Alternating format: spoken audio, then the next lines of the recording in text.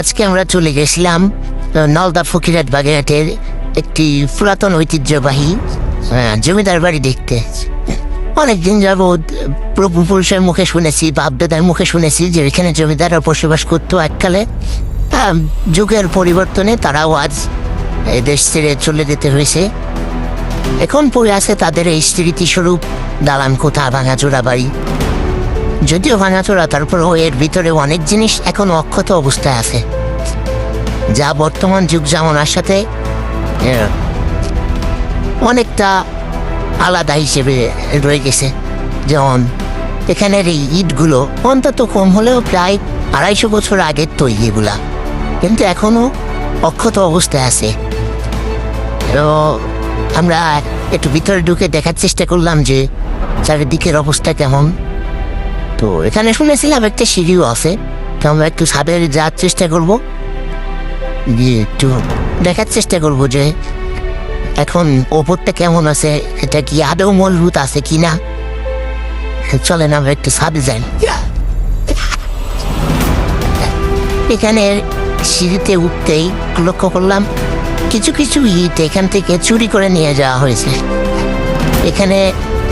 এখানে যে ইটগুলো ছিল অনেকটা খসায় বাড়ি নিয়ে দিয়েছে অনেক লোকে, নিজের পারিবারিক কাজে হয়তো ব্যবহার করছে। আসলে জমিদার দেখতো তো, এই জন্য একটু ভাবগতি বেশি ছিল,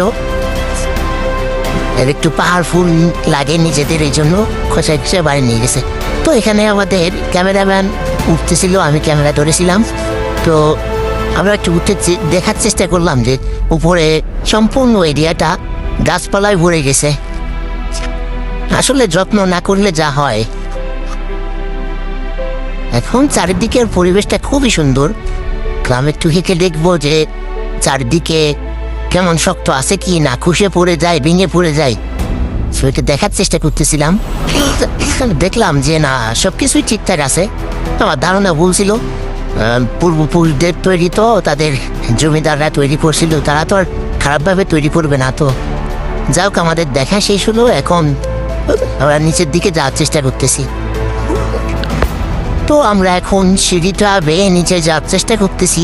তো খুব সাবধানতা অবলম্বন করে যেতে হবে, কারণ এখানে পা পিছলে পড়ে যাওয়ার ভয় আছে। পড়ে গেলে আবার ওষুধ কেনার টাকা নেই পকেটে। এখন এই বাসটা দেখলাম যে এখানে হয়তো গরু ছাগল রাখে মানুষ। এক সময় জমিদাররা থাকতো, এখন গরু ছাগল থাকে। আবার এমনও শুনেছি যে এখানে ইংরেজরা এসে বসতো, গল্প গল্প করতো। তো অনেকক্ষণই তো ঘোরাঘুরি করলাম। তো এখন আমাদের যাবার সময় হয়েছে, দেখা হবে আবারও কোনো একদিন। তো এখন আজকের মতন টাটা।